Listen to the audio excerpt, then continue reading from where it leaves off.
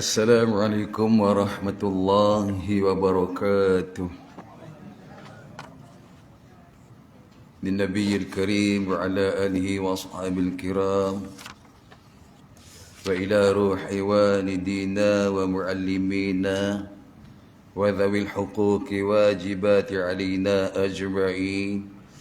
Al-Fatihah. A'udzu billahi minasy syaithanir rajim. Bismillahirrahmanirrahim. Alhamdulillahi rabbil alamin. Ar-Rahmanir-Rahim.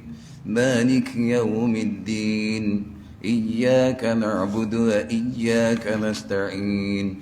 Ihdinas siratal mustaqim. Siratal ladzina an'amta 'alaihim ghairil maghdubi 'alaihim waladdallin.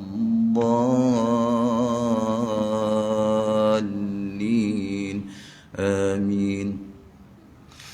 Na'udzu billahi as-sami'il 'alim minasy syaithanir rajim. Bismillahirrahmanirrahim. Alhamdulillahi rabbil alamin wassalatu wassalamu ala rasulina Muhammadin asyrafil anbiya'i wal mursalin wa ala alihi wa sahbihi ajma'in. Ya muallima Ibrahim al-hikmata 'allimna, ya mufahhima Sulaiman fahhimna, fafahhamnaha Sulaiman wa kullan atayna hukman wa ilma wa sakharna ma'a Daud al-jibala yusabbihna wa at-tayra wa kunna fa'ilin. Ya Rabb Sulaiman wa ya Rabb Ibrahim, ya Rabb Musa wa Isa wa ya Rabb Muhammad sallallahu alaihi wasallam. Akhrijna min dhulumatil jahli wan nisyan birahmatika ya arhamar rahimin.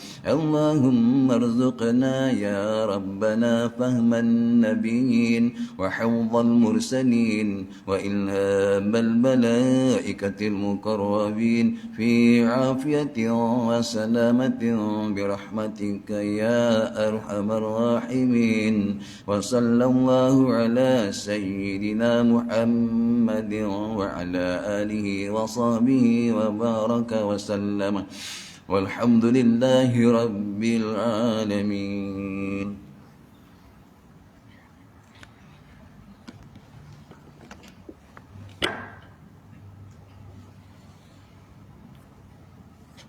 Bismillahirrahmanirrahim. Alhamdulillahi rabbil alamin.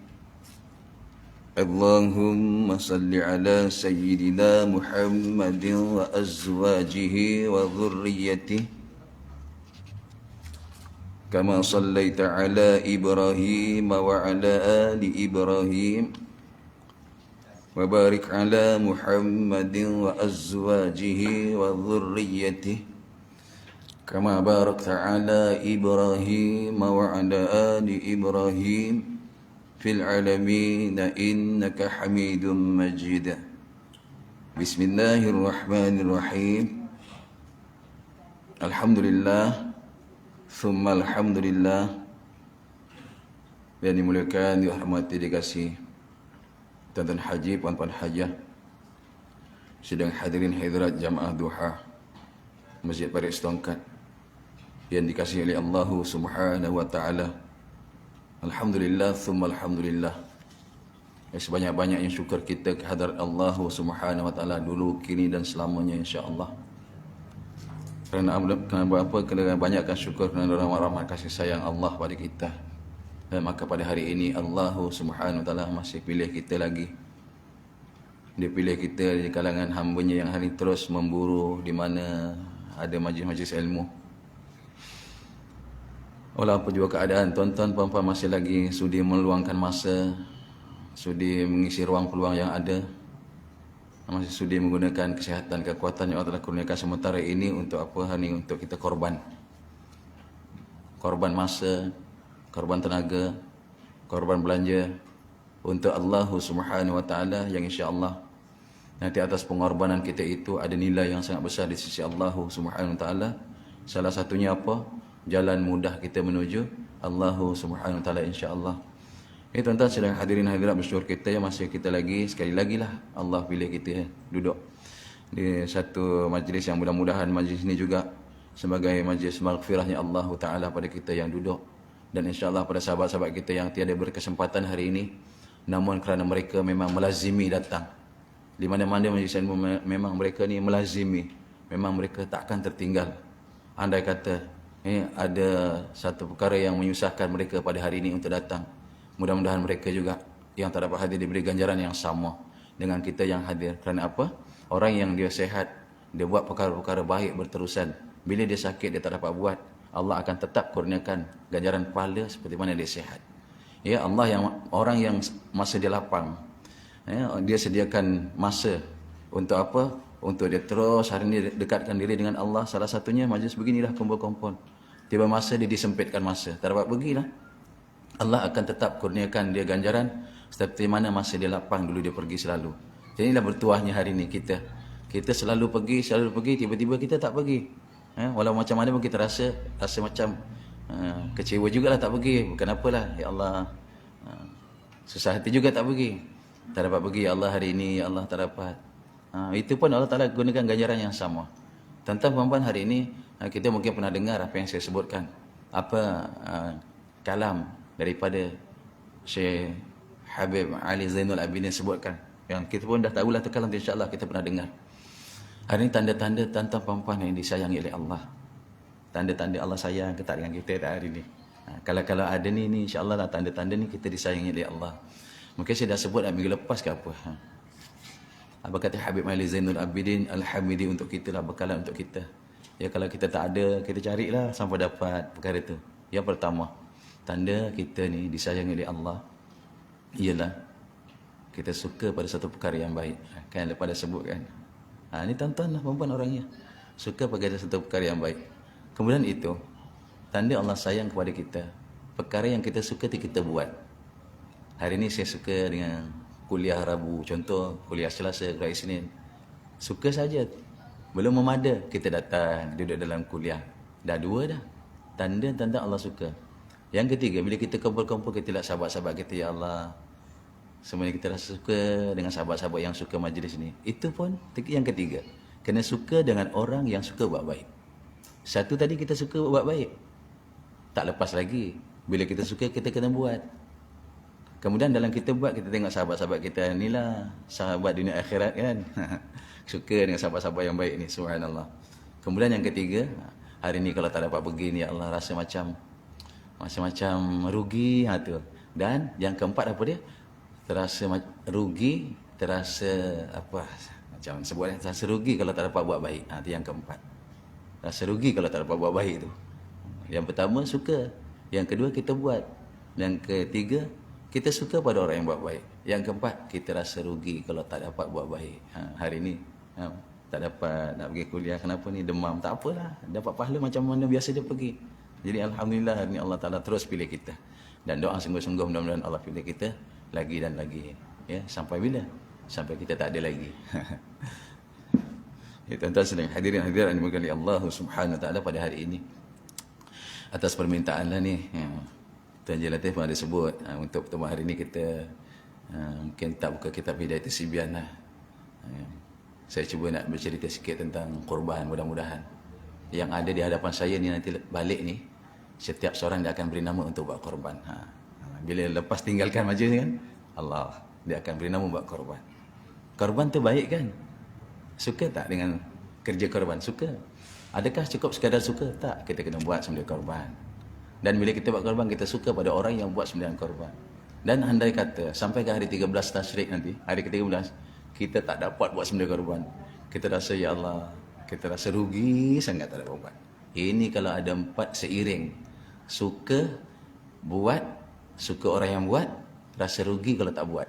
Ini adalah tanda-tanda tuan-tuan Allah cinta kita. Ini tanda-tandanya lah. Tapi kalau hari ni terlepas buat baik saja je muka, awak tak tahu je kan, tak ada kisah apa. Ini ada tanda-tanda ni, tak berapalah. Apa, hari Tashrik berlalu sampai 11, 12, 13 habis dah, asar habis dah. Duit banyak, tak buat korban, saja je muka. Saja pada. Ini tanda-tanda ni, tanda kurang cinta Allah. Tapi kalau terlepas hari ini, ya Allah, lembu ditangkap lari, ditangkap lari, ditangkap lari. Nak sembelih, dapat tangkap, nak sembelih pun lari. Terlepas pula, teraka, ya Allah. Terasa macam ruginya tak buat. Ini tuan-tuan adalah tanda-tanda dicintai oleh Allah Ta'ala. Jadi kita lihat, bermulalah, kita cubalah ni. Nanti di pertengahan saya akan cuba bacakan daripada kitab tentang korban dan udhiyah. Tentang korban lah. Daripada kitab Sabilal Muhtadin. Tapi insya-Allah ni sebelum tu kita tengok dulu sejarah korban. Allahumma salli ala Sayyidina Muhammad. Mudah-mudahan ada manfaat untuk saya, ya, ada manfaat untuk kita semua, insya-Allah.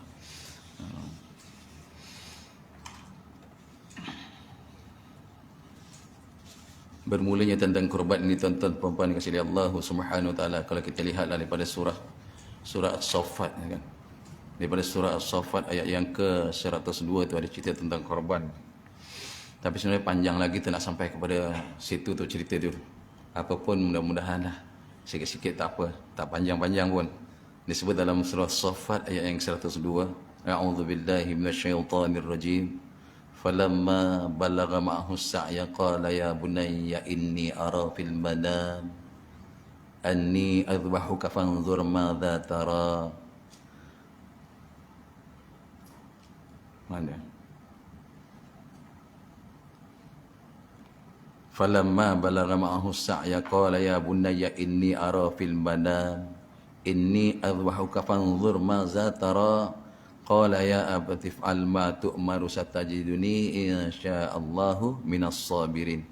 Ini bermulalah nanti, bermulanya tentang ayat korban. Tuan-tuan muliakan Allah Subhanahu wa taala. Insya-Allah sebelum kepada ayat itu, ya, Nabi Ibrahim alaihi salam di ketika umur dia 86 tahun tu, mudah tua dah tu. Umur dah 86 tahun. Ya, Nabi Ibrahim terus berharap, terus berdoa dalam surah As-Saffat ayat yang ke-100. Tak ada anak lagi tu, umur 86. Apa dia minta? Rabbi habli minas salihin. Wahai Allah, kurniakanlah aku, ya Allah, zuriat yang soleh. Rabbi habli minas salihin. Sudah tua tu, umur 86 tahun. Tak dapat anak lagi. Jadi Nabi Ibrahim terus berdoa dan terus berdoa kepada Allah Subhanahu wa taala. Doa itu satu ketika lah macam kita, tak diberi, jangan kata Allah tak suka. Nabi Ibrahim punya doa lama tak diberi, bukan Allah tak suka. Allah suka, dia minta. Lagi harap pada aku, lagi harap pada aku, lagi menyukakan Allah. Lagi kita mohon tak dapat, minta lagi. Allah suka. Kenapa tak bagi? Kalau aku bagi ni ada nanti perkara yang tak eloknya akan berlaku. Contoh akan jadi asbab kalau dia tak baik. Allah tangguh, tak apa. Bukan dia tak beri apa yang kita mohon itu, dia tak suka tak? Dia suka. Sukanya apa? Nanti kan dia harap lagi, Allah berilah aku, Allah. Suka Allah tengah, nanti harap lagi. Begitu. Nabi Ibrahim terus mohon, Rabbi habli minas salihin. Wahai Allah, kurniakan aku, ya Allah, zuriat yang soleh. Kurniakan, ya Allah, zuriat yang soleh. Ini Allah Ta'ala perkenankan. Maka dalam umur itu, umur yang tua itu, ya, siapa isteri dia, Hajar, mengandungkan Nabi Ibrahim, dan lahirlah mengandungkan Nabi Ismail. Ini bermulanya lah pengorbanan, ya, tentang kasih Allah Subhanahu wa taala. Ya, Nabi Ibrahim pernah berkata apa tuan? Ya, ini Nabi Ibrahim adalah Nabi yang sangat suka buat korban, sehingga dia pernah korban sekali nak buat korban, iaitu 1000 ekor kambing buat korban. 1000 ekor kambing. Suka dia berkorban. Kemudian, ya, dalam satu masa dia korban sampai 300 ekor lembu. Banyak tu. Dan dia pun suka berkorban, boleh korban sampai 100 ekor unta. Suka dia berkorban. Tuan-tuan, begitu. Sehingga malaikat kagum dengan amalan Nabi Ibrahim ni. Malaikat pun kagum, tengok kambing sekali nak korban 1000 ekor kambing. Unta sekali nak korban, lembu sekali nak korban 300 ekor lembu. 100 ekor unta. Subhanallah, banyak tu. Maka tuan-tuan, apa Nabi Ibrahim pernah kata apa? Sebelum kelahiran Nabi Ismail, dia pernah berkata, semua yang menjadi korbanku, maknanya yang dia banyak buat korban tu, belum lagi menjadi apa-apa bagiku, kata dia. Walaupun aku korban 1000 kambing, walaupun aku korban 100 ekor, 300 ekor lembu, 100 ekor unta, padaku lah itu belum jadi apa-apa lagi. Tak jadi lagi apa-apa bagiku. Demi Allah, kata apa dia? Kalau aku dapat anak lelaki, kata. Kalaulah aku mempunyai, dia kata, ataupun aku dapat anak lelaki, tentu aku akan korbankan anak lelaki itu untuk jalan Allah. Ini yang disebut. Belum lagi dapat anak lelaki, dia pernah sebut perkataan tu. Kalau aku dapat anak lelaki, kalau aku ada anak lelaki, aku akan korbankan untuk jalan Allah juga. Demi Allah, aku akan korbankan untuk Allah. Tuan-tuan, dalam cakap tu, Allah Subhanahu Wa Taala Maha mendengar dan terima apa yang dilafazkan oleh Nabi Ibrahim. Subhanallah. Namun setelah Nabi Ibrahim lahir, setelah Nabi Ismail lahir, Nabi Ibrahim lupa. Dia cakap dulu, apa-apa yang aku korbankan ini semua ni tak ada apa-apa pun. Kalau aku ada anak lelaki pun, aku akan korbankan anak lelaki ini ke jalan Allah. Aku akan korbankan untuk Allah. Lupa tu. Bila lahir Nabi Ismail, Allah uji dia. Tuan-tuan, nak jalan cerita korbannya tu. Pengorbanan ni bukan satu perkara yang kita suka kita beri, itu tak nampak korban dia. Perkara yang kita tak suka kita beri orang, bukan, itu tak nampak korbannya. Dia ni korban ni perkara yang kita sangat suka, itu diminta orang. Kita sanggup tak bagi, itu dia. Jadi bila lahirnya Nabi Ismail, ringkasnya lah, Allah Ta'ala perintahkan daripada bumi Aqsa dan diperintahkan ke bumi Tandus Makkah, hantar ke sana. Buat apa tu? Perintahnya Allah Subhanahu Wa Ta'ala. Dalam tempoh berapa tahun ni, Nabi Ibrahim tak ingat tu, janji dulu tu. Tempoh ada kata 7 tahun, ada kata 13 tahun. Nabi Ibrahim jumpa semula Nabi Ismail. Tuan-tuan, kalau kita dah salam dengan anak kecil, jumpa dah 7 tahun, ulama kata 13 tahun, macam mana rasa sayangnya, sedangkan tak ada anak masa tu. Satu je anak. Dalam sayang-sayang itulah Allah perintah untuk dikorbankan, supaya anak ini dikorbankan. Dalam kita sayang, tuan-tuan, Allah tak nak ada dalam hati Nabi Ibrahim kecintaan lebih daripada cinta Allah. Kalau cinta anaknya, cinta anak, maka Allah Ta'ala minta anak tu. Jadi tanda kasih Allah Ta'ala ni cinta anak, maka Allah Ta'ala ambil. Allah Ta'ala perintahkan korbankan anak ni. Atas peringatan dululah. Kerana dia pun kata, kalau aku ada anak lelaki, aku akan korbankan. Tuan-tuan, cinta Allah nak Nabi Ibrahim, terus cinta kepada Allah, jangan ada cinta yang lain. Jadi bila berpindah cinta kepada cinta anak, Allah nak yang dicinta, itu namanya korban. Yang paling disuka ni, oleh kerana kehendak Allah, dia buat juga korban. Itu yang Allah Ta'ala perintah, buat sembilan korban. Kalau kita rujuk dalam surah As-Saffat yang tadi saya bacakan awal tadi, apa? Falamma balagha, apabila Nabi Ismail ni dah mula berfikiran bagi.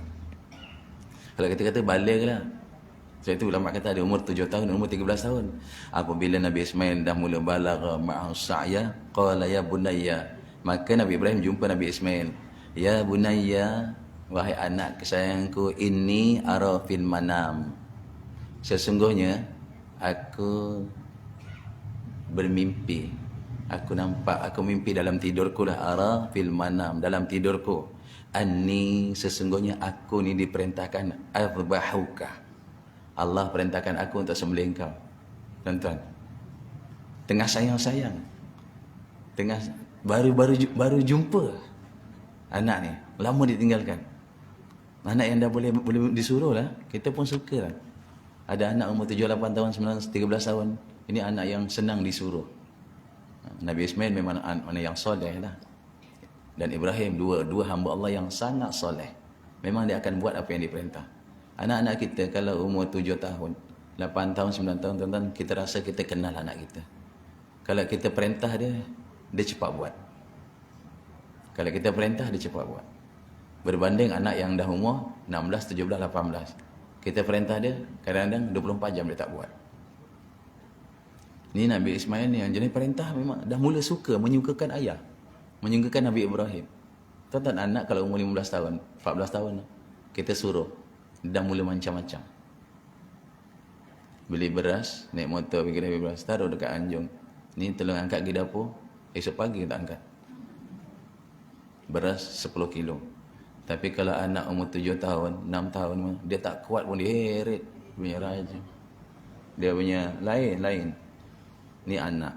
Bila dia lebih sikit umur, dia bagi lebih sikit masa panjang. Allah.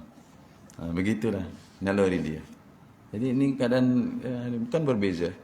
Ya, Nabi Ibrahim tengah senang-senang dengan anak sia ni Allah. Tengah suka anak satu dah. Umur 86 baru dapat anak. Nanti umur 100 tahun dia dapat lagi satu. Nabi Ishak. Jarak jauh tu. Umur 100 tahun, jarak jauh. Tuan-tuan berkali Allah Ta'ala dia kata apa? Tengok seorang ayah cakap dengan anak nak buat satu keputusan tu, dia bermusyawarah, berbincang. Dia bincang apa? Malam tadi aku mimpi, kata, ya bunayya, wahai anak sayangku, inni ara fil manam, sesungguhnya aku bermimpi lah dalam tidur, inni adbahuka, aku ni diperintahkan untuk menyembelih engkau. Wah. Dia tanya, fanzur maza tara, bagaimana pandangan kau atas aku punya mimpi tu untuk sembelih engkau? Dia bincang dengan anak. Anak-anak ni memang bagus macam itu. Anak ni sebagai kawan. Kalau kecil-kecil kan dah besar ni, dia dah umur 15 tahun atas tu, umur balik tu, dia dah jadi kawan lah, macam kawan. Buat berunding, buat berbincang, dia bagus keputusan dia. Tapi cantik dalam buat satu keputusan, bermusyawarah. Ini dia bermusyawarah dengan anak, berbincang. Apa pandangan kau Ismail? Aku mimpi untuk sembelih kau. Qala ya abati, berkatalah ya abad, wahai bapa, wahai abah, af'al, buat aja. Ya abatif'al tu'maru, apa dah? Ma tu'maru, apa yang diperintahkan tu dalam mimpi tu buat aja. Satajiduni, nanti abah akan dapat aku ni. Abah akan dapat aku ni. Nabi Ismail kata apa? Satajiduni insya-Allahu minas sabirin. Engkau akan dapat abah aku ni sebagai hamba engkau yang sabar. Buat aja. Tuan-tuan kasih dia Allah Subhanahu wa taala. Berapa kali mimpi? Berapa kali tu mimpi? Ada kata 2 kali, ada kata 3 kali. Sebab itu kalau kita lihat dalam perkara-perkara sunat puasa tiba bulan Zulhijjah kan ada puasanya namanya puasa tarwiyah. Betul? Ada namanya puasa Arafah kan? Apa dia puasa tarwiyah? Hari ke-9. Hari ke-9 tu Nabi Ibrahim mimpi tarwiyah. Dia mimpi tu, tarwiyah tu apa? Betul ke tak ni? Nak buat ke tak ni? Mimpi suruh sembelih. Nak buat ke tak ni? Nak buat ke tak? Itu tarwiyah dia tu. Bila sampai pada besok malamnya, malam ke-10, mimpi lagi namanya Arafah. Arafah tu baru kata, oh betul-betul lah rupanya. Tarwiyah tu, bila mimpi pertama tu, nak sembelih ke tidak ni? Ni betul ke tidak ni? Perintah ni. Sembelih ke tidak ni? Tak pasti. Itu namanya tarbiyah. Fikir-fikir lah. Berfikir. Nak buat ke tak? Sebab itu digalakkan kita kan puasa pada hari tersebut kan. Hari tarbiyah. Iaitu hari yang ke-8. Tak salah hari tadi. Yang ke-8 tarbiyah. Kan yang ke-9 hari Arafah. Yang ke-10 hari Nahar. Yang 10 hari Sembelih. Yang ke-8 tadi saya salah sebut tu. 8 hari tarbiyah. Kan? 9 hari Arafah, 10 hari Nahar, hari Sembelih. Betul tu. Jadi mimpi pertama terfikir-fikir, ni nak buat ke tak? Nak buat ke tak? Subhanallah. Mimpi kedua, ni betul-betul ni. Sembelihnya 10 Zulhijjah. Itu sebab itu hari-hari tersebut itu ialah hari disuruh kita sampai disuruh kita berpuasa lah pada hari-hari tersebut. Kerana apa? Siapa yang dapat berpuasa pada hari tersebut, 2 hari itu, ialah sebagai penghapus kepada dosa. Sebab itu digalakkan bagi kita ni berpuasa pada hari Tarwiyah dan hari Arafah. Bagi yang tak buat haji lah. Kenapa? Puasa pada hari itu ialah sebagai penghapus kepada dosa. Sebab disebut dalam hadis, puasa hari Tarwiyah akan menghapuskan dosa setahun yang lalu. Itu kan kita pernah dengar tu. Puasa hari Tarwiyah iaitu hari yang ke-8 Zulhijjah, iaitu menghapuskan dosa setahun yang lalu. Dan siapa yang berpuasa pada hari Arafah menghapuskan dosa 2 tahun. 2 tahun dosa diampunkan. Yang kini, yang lalu dan akan datang. 2 tahun dosa diampunkan. Dan ini daripada hadis lah. Tapi ulama mengatakan ni hadis dhaif, hadis ni lemah. Adakah hadis yang lemah tak boleh kita amalkan sebagai fadail? Boleh diamalkan sebagai semangat untuk kita berpuasa. Siapa puasa hari Arafah, diampunkan dosa setahun lalu. Siapa puasa pada hari tadi tarwiyah, minta maaf. Siapa puasa hari tarwiyah, hari yang ke-8 Zulhijjah, diampunkan dosa setahun lalu. Siapa yang berpuasa hari Arafah, iaitu hari yang ke-9, hari Arafah kan, iaitu dihapuskan dosa 2 tahun. Yang dulu dan akan datang, subhanallah, yang lalu dan akan datang. Kalau tarwiyah, yang lalu. Kalau Arafah, yang lalu dan akan datang. Jadi 2 tahun diampunkan dosanya. Benda ni tawaran lah bagi yang hendak.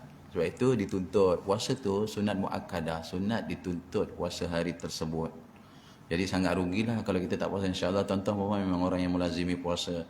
Isnin Khamis pun kita terus ya. Dan hari ini jatuhnya nanti hari tarwiyah, yang kita cuba-cubalah. Tapi kalau boleh, puasalah daripada 1 Zulhijjah. Terus ya, 9 hari. Kita dah langgoi terus kat situ. Jadi kita terus dapat tarwiyah dan Arafah. Apa dia tadi tarwiyah? Kenapa puasa? Di situ Nabi Ibrahim tengah termenung-menung. Tadi malam mimpi ni nak sembelih ke tak? Ni nak sembelih. Itu tarwiyah tadi tu kan? Nak sembelih ke tak? So kita berpuasa di hari itu. Penghapus dosa. Dan Arafah apa? Arifah. Betul-betul. Arafah ni, kalau orang Arab kata Arafah, Arifah tu, tahulah, Arif. Betul lah rupanya mimpi. Barulah dia tanya Nabi Ismail. Nabi Ismail kata, buat aja lah bah. Ini perintah. InsyaAllah aku ni anak sabar. Pun abah dah lama dah doa kan. Rabbi habli minas salihin. Tuan-tuan, doa Rabbi habli minas salihin ni jangan putus doa. Allah. Kalau kita dah terlepas kan, tetap habli minas salihin. Ya Allah, kurniakan zuriat. Bukan kita je. Bukan anak kita. Mungkin doa nenek pada cucu-cucu kan. Bawa tu zuriat keturunan tu. Nabi Ibrahim pun tak putus doa-doa. Rabbi habli minas salihin. Allah, kurniakan aku ya Allah zuriat keturunan yang soleh. Rabbi habli minas salihin. Lagi doa, Rabbi ja'alni muqimas salah wa min dhurriyyati. Allah, jadikan aku ya Allah orang yang mendirikan solat dan juga zuriat keturunan. Tak apa. Doa selalu kita sampai bawah zuriat kita nanti dia insya-Allah jadi zuriat keturunan yang menjaga solat. Sejuk kita besok. Rabbi ja'alni muqimas salah. Allah, jadikan aku ya Allah hamba-Mu yang dirikan solat. Wa min dzurriyyati, dan begitu juga ya Allah daripada zuriat-zuriat aku. Rabbana taqabbal doa. Puji Allah, puji. Wahai Allah, Engkau lah penerima doa. Wahai Allah, Engkau lah penerima doa kan. Allah, jadikan aku hamba-Mu yang soleh ya Allah. Zuriat keturunan aku juga. Allah, jadikan aku ni hamba yang dirikan solat. Zuriat aku juga ya Allah, aku nak dia juga dirikan solat. Puji Allah. Apa pujinya? Apa puji tadi? Rabbana taqabbal doa. Allah, Engkau lah Tuhan yang memperkenankan doa. Itu kan puji. Tuan-tuan kasih Allah Subhanahu wa taala. Ini kelebihan puasa. Dalam tadi tu kalau kita kata itu hadis yang dhaif, yang lemah, tak apa, amal je. Kita cari hadis yang sahih. Apa hadis sahih disebutkan? Saumu yaumin Arafah yukaffiru. Siapa yang berpuasa pada hari Arafah, yukaffiru sanataini. Allah ampunkan dosa 2 tahun. Ini hadis yang sahih. Ini diterima yang dia sahih. Iaitu hadis riwayat Muslim. Siapa puasa hari Arafah, saumu yaumin Arafatin yukaffiru sanataini. Siapa puasa pada hari Arafah, puasa itu sebagai kafarah kepada dosa dia 2 tahun. Jadi diampunkan 2 tahun dosa dia. Sebagai kafarah pada 2 tahun. Madhiyah yang lalu, 2 tahun yang lalu. Wa mustaqbali, dan 2 tahun yang akan datang. Subhanallah. Itu hadis ni Tentang ni hadis yang ini hadis sahih riwayat Muslim.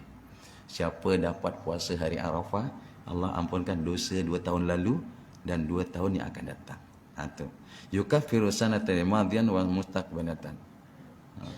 Ada juga kata kalau disalah, kalau mula tak salah faham. Begitu juga.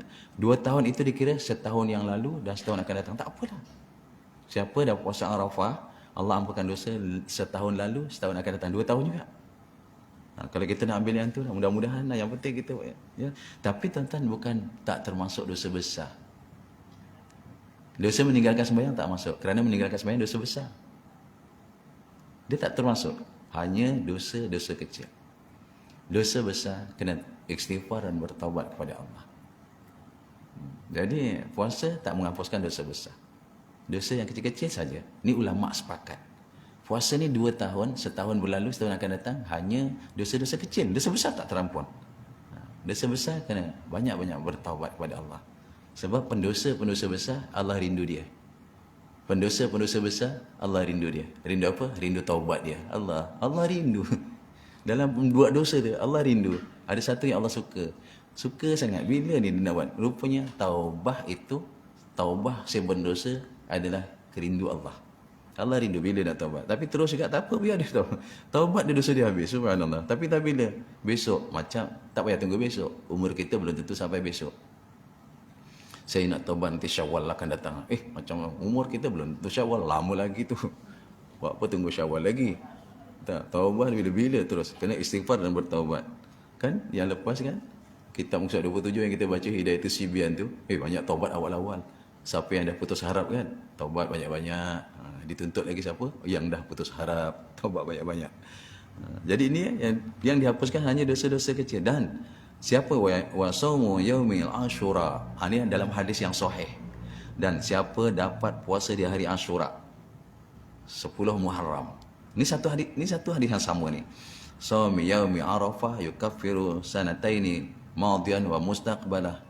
Siapa dapat puasa pada hari Arafah, Allah ampunkan 2 tahun dosa yang dulu dan dosa akan datang. Kemudian, dan siapa berpuasa pada hari Ashura, yukaffiru sanatan madiyah apa dia? Allah ampunkan dosa setahun dulu.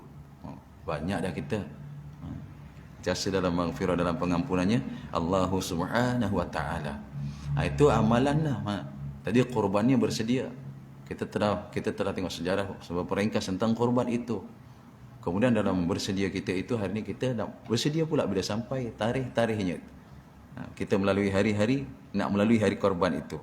Dengan puasa dulu. Cantiklah kalau puasa di awal Zulhijjah. Dapatlah 9 hari kan. Masya Allah. Boleh puasa tu, dia sedap. Bila dah puasa, perut pun sedap. Yang susah itu puasa 6. Alamak. Pantang lalu dapur mata menjeling kat duduk saji, pantang. Puasa 6. Agak mahal payah. Perut tengah sedap ya. Baru raya, sayangnya nak puasa. Tapi bila dah puasa sedap terus ya puasa kan? Terus ya. Kalau selang-selang makanlah sampai ujung. Saya pun puasa sampai ujung. Lagi 1 hari baki. Nasiblah ada 30. Alhamdulillah. Janganlah tak puasa. Cubalah puasa 6 pun cuba. Belum tentu lagi. Tuan-tuan, puasa 6 ni tak, kan ganjaran macam puasa setahun kan? Sebab apa? Hari tu kita puasa 29 ke 30? 29. 29 tu dikira sebulan 30 juga. Bermakna kita dapat puasa 30 hari. 30 hari, 1 hari darat 10, kita puasa berapa hari? 300. 1 hari dan ganjarannya 10. Ya, kita puasa berapa hari? 300. 29 kira 30, dia kira penuh. Okey, kira 30 je, 300. Kemudian tu, dalam hadis, siapa yang puasa sempurna Ramadan, kemudian ditambah 6 hari Syawal, macam dia puasa setahun. 30 selesai, mana lagi 60? Ya, 6 hari itulah. 6 hari tu penyempurna setahun. 6 hari itulah. Kerana 1 hari ganjaran, 1 hari Allah Ta'ala bagi 10. Jadi kejar je lah puasa 6. Kita dapat puasa setahun. 29 dianggap 30, 300. Mana lagi 60 nak cari? 6 hari Syawal tu, 1 hari ganda 10, cukup 360. Itulah puasa kita. Jadi macam-macam jenis puasa lah. Allah Ta'ala sediakan ni untuk kita dibersihkan lah. Untuk kita nanti bersih jumpa Allah Subhanahu wa ta'ala. Itu dalam masalah puasa 6 lah. Yang ini besok puasa insya-Allah. Nanti kita beraya baru rasa 10 Zulhijjah, baru rasa macam raya tu macam betul-betul. Kalau tak puasa macam tak apa raya. Macam tak mampu nak raya. Tapi yang raya betul-betul dari yang lepas dah. Tiba-tiba raya kan. Memang betul-betul punya.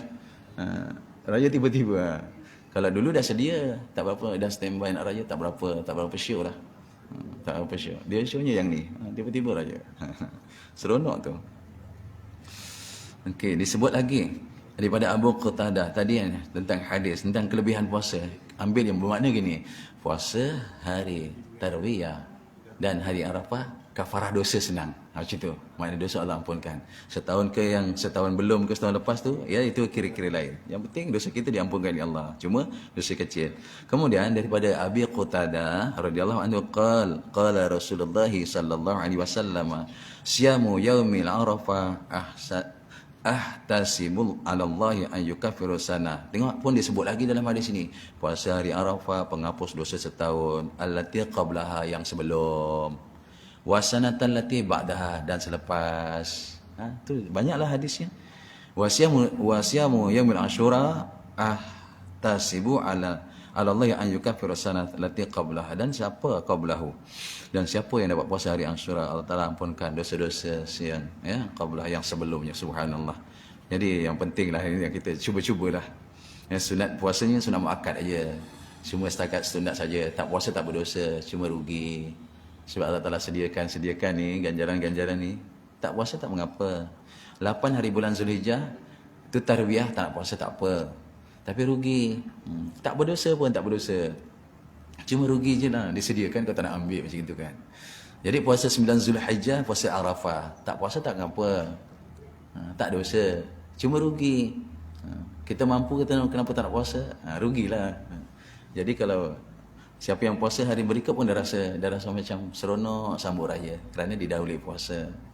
Kenapa raya satu Syawal kenapa seronok? Kerana dahulu puasa dia datang seronok. Kalau tak tiba-tiba raya tak seronok. Orang tak puasa nyambut hari raya tak sama dengan orang puasa sambut raya tau. Orang tak puasa sambut raya gila-gila. Tak. Yang tak puasa sambut. Yang puasa ni sambut raya macam seronok sikit. Ni kita cerita raya je pulanya. Dah tak sabar nak raya kan. Allahumma salli ala Muhammad. Okey, tuan-tuan berkati Allah Subhanahu wa taala. Ini persediaan kita untuk kita buat sembelihan korban sebab peringkas tadi bagaimana kisahnya Nabi Ibrahim tadi perintahkan untuk menyembelih anaknya untuk buat satu pengorbanan. Tuan-tuan, korban yang lebih namanya korban, benda satu yang kita sayang, satu yang kita suka, satu yang kita cinta, kita buat pengorbanan baru lebih. Baru namanya kalau yang kita tak suka sangat pun korban juga. Tapi yang lebih bila nama satu pengorbanan tu, lebih korban bila satu yang kita suka. Hari ni tuan-tuan kita suka masa kan. So kita suka masa kita kat rumah. Tapi hari ni kita buat satu pengorbanan, aku tinggalkan rumah. Masa kat rumah aku gunakan duduk dalam masa kuliah. Ni korban. Sayang nak tinggalkan masa ni, baik kat rumah kan. Contohnya, ni namanya korban. Korban apa? Korban masa.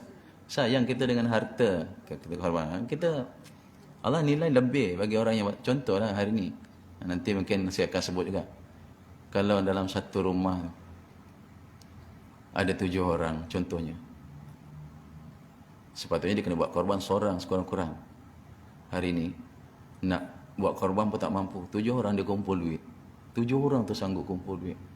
Seorang berapa tu? Seorang 100. Padahal dia tak layak buat korban. Duit dia tak ada. Tapi dia kumpul 7 orang, seorang 100. Dia tumpang satu nama lembu. 7 orang. 7 orang tak boleh tumpang. Tapi kongsi pada bersama tu, Allah boleh tetapkan dia dapat pahala korban. Kerana dia buat korban, duit dia tak ada.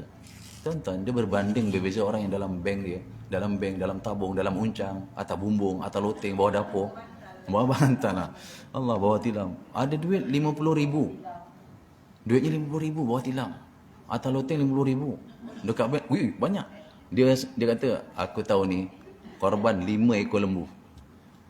Tahun ni aku berkorban 5 ekor lembu. Dia seorang je. Berbanding dengan 7 orang, kumpul seorang 100, bagi satu nama, berbincang, tahun ni nama engkau, aku kongsi pahala, agaknya mana lebih korban? Mana lebih korban? Agaknya korban yang besar, korban yang ada 150,000, 5 ekor kambing, 5 ekor lembu, atau orang yang ada duit 100, korban seorang. Tu yang tak ada duit tu. Dia tak layak buat korban tapi dia nak juga kongsi-kongsi. Tu lagi. Ya. Jadi tak salah kongsi-kongsi. Tak ada duit tapi dia nak juga buat korban. Dia tak layak pun buat korban, tak dituntut pun. Nanti kita lihat masalah tuntutan dia.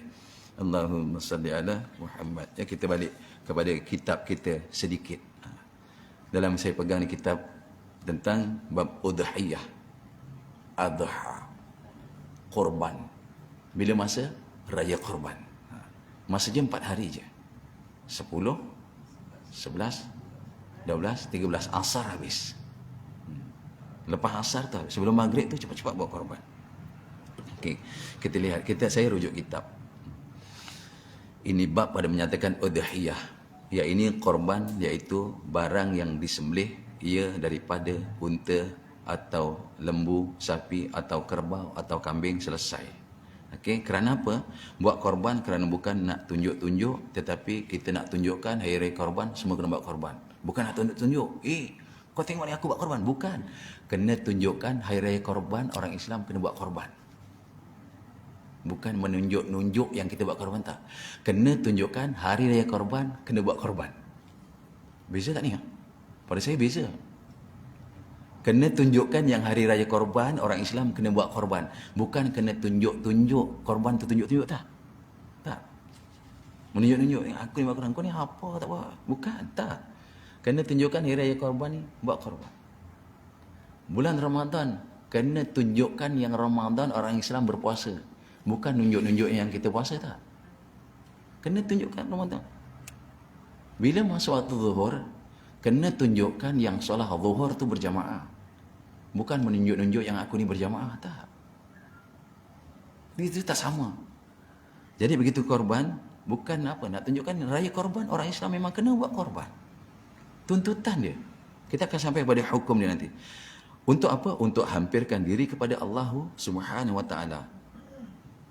Dan disebut apa dalilnya? Iaitu dalam surah yang biasa kita baca, surah yang paling pendek dalam Quran. Inna a'tainakal kautsar. Ayat yang kedua, fasalli lirabbika wanhar. Allah Taala perintah apa? Sembahyanglah kamu. Kemudian ya Muhammad di hari raya korban buat sembelihan korban. Itu dalil buat korban. Ringkas, fasalli lirabbika. Sembahyanglah kerana Tuhan. Wanhar apa nahar? Lepas tu buat sembelihan. Dan dalam hadis pula, insya-Allah tadi hadis puasa dah selesai. Yang ini pula, ma'amila ibn Adam daripada Nabi sallallahu alaihi wasallam. Ma'amila ibn Adam yauman nahar min amali ahabba ila Allah taala min iraqid dam. Innaha la ta'ti yaumil qiyamah bi quruniha wa adlafiha wa anna ad-dama la yaqa'a min Allah bimakaniha qabla an yaqa'a 'ala al-ard fatibu biha nafsan. Kita lihat artinya, terjemah dia apa? Tiada jua dikerjakan oleh anak Adam, yakni kita. Tak ada satu pun yang kita buat ini, yang amal itu pada hari raya yang terlebih Allah suka. Tak ada satu pun yang lebih Allah suka di hari raya, termasuk hari ini tasyrik, ya, 11, 12, 13. Tak ada satu pun yang Allah suka. Apa dia? Iaitu tak ada apa yang digemari oleh Allah Ta'ala daripada menumpahkan darah. Yang Allah Ta'ala suka tumpahkan darah yang namanya korban. Itu yang Allah suka di hari-hari itu. Ya, ini menyembelih korban. Dan bahawasanya korban itu lagi akan datang kepada kita. Orang yang buat sembelihan korban, dia akan datang pada hari kiamat dengan sekalian tanduknya, dengan sekalian kuku kakinya, dan bahawasanya darahnya tadi yang kita sembelih, kita nampak jatuh dekat tanah. Kalau disembelih sama ada kita buat dalam negara, keluar negara, kita nampak. Yang bagus kita tengok. Yang bagus kita sembelih sendiri. Nanti entah parang ke mana, orang ke mana. Baik, suruh orang sembelih. Jangan nak ngadi-ngadi nak sembelih. Jadi kita upahkan tak apa, si penyembelih. Bahawa darahnya jatuh ia daripada Allah ke satu tempat kemuliaan. Tuan-tuan, darah tu belum jatuh ke tanah. Allah Ta'ala letakkan darah di satu tempat yang sangat mulia baru jatuh ke bumi. Kita tak tahu. Kerana apa? Kerana kita menyukakan Allah dengan sebab kita melakukan sembelihan korban itu. Ya, dahulu daripada jatuhnya ke bumi. Maka sukakanlah diri kamu dengan buat korban tahun ni. Sukakanlah diri kita dengan buat korban. InsyaAllah lepas ni, semua sekali kalau belum masuk nama, masuklah nama. Kalau tak dalam negara, mungkin kita kata agak tinggi sikit ni. Kalau kambing je kan 1,200, 1,300. Kalau satu nama daripada lembu mungkin 800 setengah, 900, 700 lah. Kita keluar tak apa. Tempat kita tak mampu. Yang kita mampu ada sedikit. Daripada nanti sedikit langsung kita tak buat. Jumlah sedikit tu ada tak tempat yang kita boleh tumpang mencukupi sedikit. Kalau tak cukup tu, kita tak apa, kita tumpang. Tak ada kongsi-kongsi. Yang penting kita sukakan Allah pagi raya tu. Pagi hari raya tu sukakan. Hadis riwayat Tirmizi dan disebut kat sini, "Azimu dhayahakum fa innaha 'ala sirati matayakum." Perbesarkan olehmu akan sembelihan korban kamu. Hari ni kalau kita kongsi, maka ni kongsi yang kalau boleh kongsi yang harganya mahal. Yang harga mahal, perbesarkan maksudnya, ya kerana kita berkongsi, kalau kita sendiri kita cari yang besar. Sekarang kita kongsi, kita cari harga yang mahal. Tak mampu yang mahal, saya tak mampu yang harga 800. Mungkin saya numpang harga 300 setengah. 700 ada baki lagi 100 kan. Subhanallah. Jadi yang penting kita cubalah berazam buat korban. Perbesarkan korban kerana bahawasanya ia jadi tunggangan kamu atas sitian pada hari kiamat. Yang kata nanti lembu nak naik 7 orang tak muat. Bukan. Ini Allah punya kerja lah. Allah punya kuasa. Saya korban seekor kambing lah sekarang kena naik. Tombang kambing patah kaki. Tak. Kena pula badan saya 200 kilo. Kambing baru 40 kilo. Pengsan mati kambing. Tak. Ini besok dia yaumil akhirat. Itu kiraan Allah tak sama kiraan kita. Mana sama. Kalau kita banding beza dengan gitu. Memang kita kata besok kita berebut lah 7 orang naik lembu. Aku nak pegang telinga depan, kau naik ekor je. Tak. Bukan. Itu kira-kira kita tau. Kira-kira Allah Ta'ala tak macam itu. Ada je lah. Ada je bekal, insyaAllah memudahkan jalan kita menuju Allah lah senang. Dengan kita buat korban, kerana buat korban ini satu yang menyukakan Allah di pagi raya. Allah tak ada suka perkara lain, tuan-tuan peganglah. Allah tak suka pagi raya perkara lain, tak ada yang lebih disuka kecuali buat korban. Adakah pagi raya? Tak ada, dibagi lagi 3 masa untuk cari keperluan, untuk mencukupi. Kita lihat, mungkin sebab peringkas ni. Apa hukum buat korban? Okay, dalam kitab kita, bahawasanya korban itu sunat muakkadah.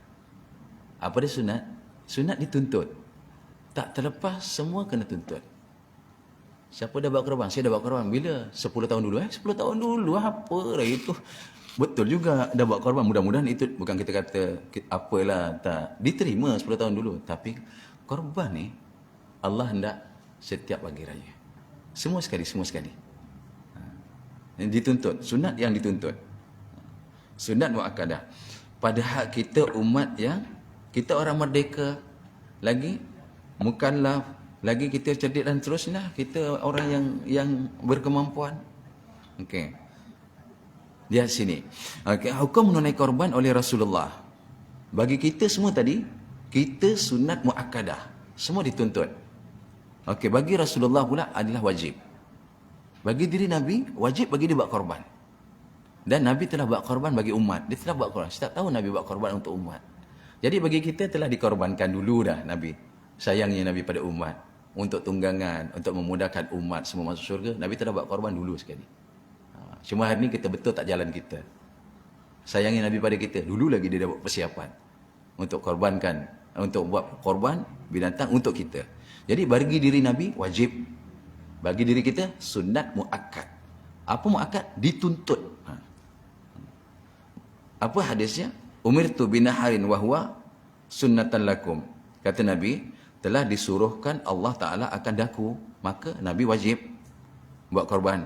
Dan iaitu sunat bagi kamu. Bagi kita semua sunat. Hadis riwayat Tirmizi. Kita jalan terus.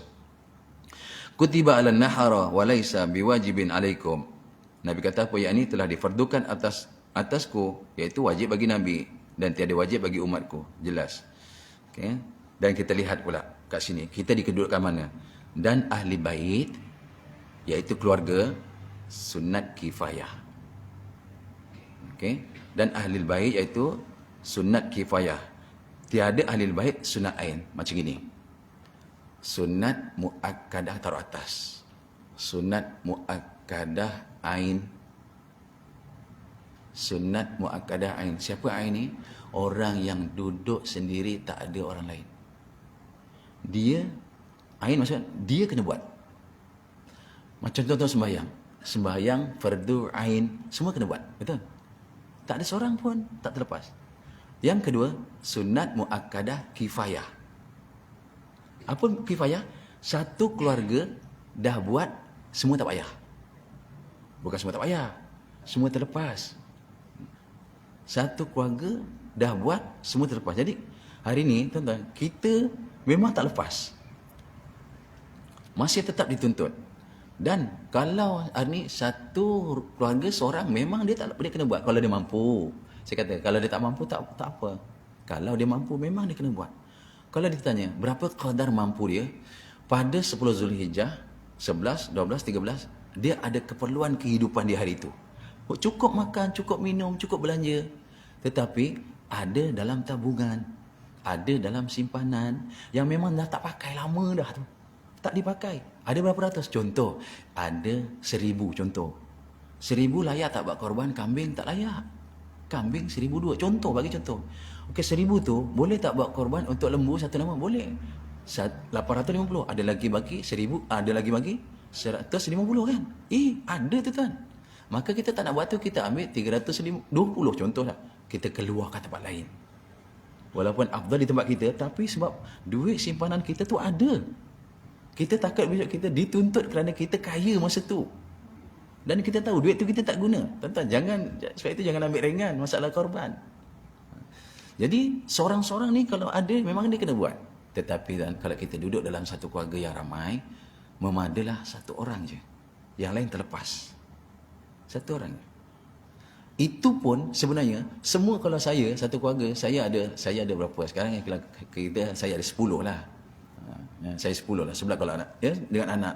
Maka kalau satu bumbung, duduk satu bumbung, 10 kena buat. Tapi cukuplah abah buat seorang, yang lain terlepas. Itu sunat muakkadah kifayah. Kifayah. Cukuplah seorang. Macam sembahyang mayit, dia tu wajib. Tapi bila seorang dah buat, lain tak. Itu contohlah. Pada korban, jangan rasa rumah di kawasan kita ni dia boleh lepas daripada tuntutan Allah, ya. Jangan rasa. Kenapa tak buat? Tahu lepas aku dah buat. Tahun ni kau mampu tak? Mampu tak buat? Jangan rasa lepas. Korban bukan kan? Saya nak lepas ni, yang ada dalam kumpulan kita ni, tinggalkan majlis ni, kalau di rumah kita tak ada seorang pun yang buat, pakat-pakat lah. Walau satu nama, pakat-pakat lah kita buat korban.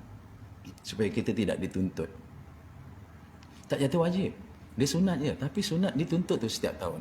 Siapa yang mampu. Yang tak mampu, macam tadi saya dah sebut, saya tak mampu, saya kat rumah. Dekat rumah saya memang keperluan saya ni cukup-cukup ni pun. Kalau dalam simpanan ada 150 contoh. Kesian kan? Allahu Akbar. Adalah 7 orang, 150. Dia nak juga buat korban. Aku keluarkan 100. Tak apalah, duit baki tinggal 50 je. Makan dah ada. Makan raja dah ada dah. Untuk makan minum, hari tasyrik semua dah ada. Bermakna ada simpanan. Tak cukup 150 mana cukup. Tapi dia nak juga buat korban. Adakah diterima? Diterima. Bukan korban 7 nama. Saya sebut tadi, kongsi pahala 1 nama, tak apa. Nak buat juga, takkan Allah tak terima. Mungkin Allah Ta'ala bagi ganjaran lebih lagi. Aku terima 7. Ini Allah, sifat rahimnya dia. Kenapa? Kerana nak juga buat korban tu. Tuan-tuan, ini masalah kan. Hari ni kita ramai terlupa, tak buat korban. Satu rumah 2-3 tahun tak buat korban. Sedangkan rezeki, subhanallah, Allah Ta'ala bagi rezeki gila-gila, melimpah ruah dia baginya kita. Untuk sampai Ramadan kita dah buat, dah bersihkan hati kita, kita bayar zakat. Kita kumpul-kumpul bayar zakat. Kumpul-kumpul lagi, kita lupa dalam harta kita yang banyak ada hak orang. Hak kita mungkin kita tak nampak kita. Hak orang ada rupanya dalam apa yang kita kumpulkan. Jadi itu dalam masalah hukum lah, keluarkan zakat. Jangan sampai zakat pula. Ya. Kurban. Cuba-cubalah. Saya pun sama, kita pun sama. Saya pun baru nak belajar-belajar. Ambil satu tiket untuk dalam negara, kita ambil yang tiket dalam negara. 800.5 satu.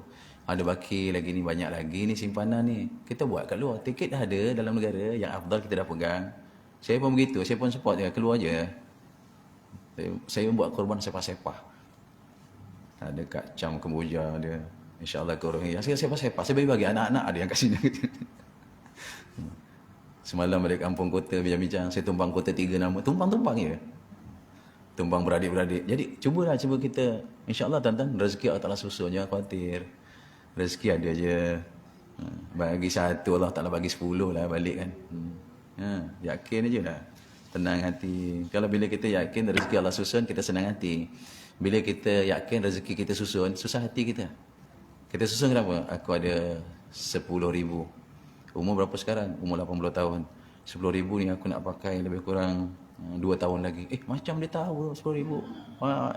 Sebab itu korbankannya. Nanti Allah bagi panjang umur, bagi sehat. Jadi Allah susunlah rezeki. Siapa yang letakkan rezeki Allah susun, di hati dia senang. Siapa yang rezeki dia susun, dia akan terbayang-bayang kepapaan. Siapa susun rezeki dia, ni dia akan terbayang-bayang kepapaan dalam hidup dia. Dalam hadis ada sebut, kepapaan akan menghantui dia. Allahumma salli ala Muhammad. Jadi berikut kat sini kita lihat, sunat kifayah tadi tiada had, Jikalau tak ada ahli keluarga, mana sunat ain, kena buat semua sekali. Orang yang tinggal satu rumah seorang, dia tetap dituntut. Begitu juga yang satu keluarga ramai, dia pun dituntut. Bila buat seorang, terlepas daripada tuntutan. Bukan dia berdosa tak, dia tak dosa, cuma dia tak dapat pahala macam itu. Allah sediakan hari-hari tertentu itu. Makruh tidak menunaikan korban jika mampu. Jika Imam Syafi'i, kita jangan, kesian kita ni kan. Saya lah sian kalau kita satu pun tak apalah, kita lepaskan satu je. Mengikut mazhab Syafi'i. Siapa-siapa di Zulhijjah ni dia mampu tak buat korban, perbuatan meninggalkan korban makruh. Bermakna dia berada dalam kebencian Allah. Bagi yang mampu sekali, yang mampu, yang tak mampu tak apa. Saya sebut yang mampu. Bagi siapa yang mampu, tahun ni dia tak buat korban. Sebab itu korban ni bukan setahun, bukan 2 tahun, 3 tahun sekali, setahun sekali. Imam Syafi'i. Apa kata Imam Abu Hanifah?